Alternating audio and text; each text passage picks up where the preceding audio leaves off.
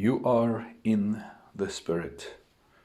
Romans 8 verse 4 says that the righteousness of the law might be fulfilled in us who walk not after the flesh, but after the Spirit. In verse 9 of the same chapter, but you are not in the flesh, but in the Spirit, if indeed the Spirit of God dwells in you.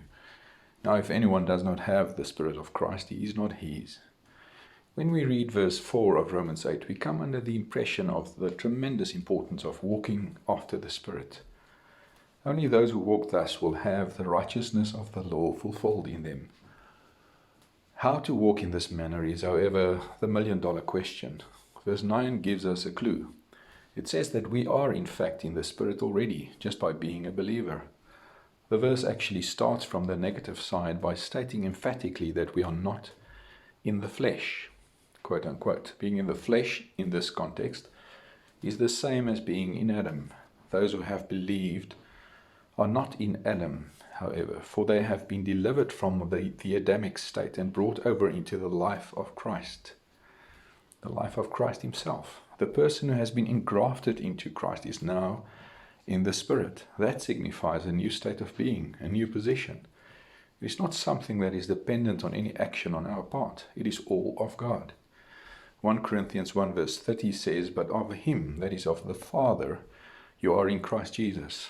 You may ask then if there is therefore no such thing as being disobedient to the Spirit. Indeed, there is. But this disobedience does not spring from our being in the flesh. It is rather the result of our failure to abide in Christ. John 15 verses 4 and 5. Our whole walk as Christians is a walk of faith.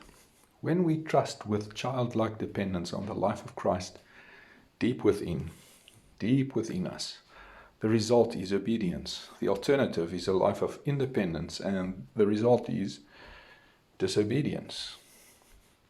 Note that even a religious life can be independent and thus disobedient.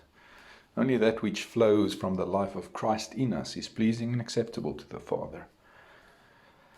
Many believers struggle with the amazing statements in the scriptures concerning the new creation because they yet experience so much of the fleshly impulses.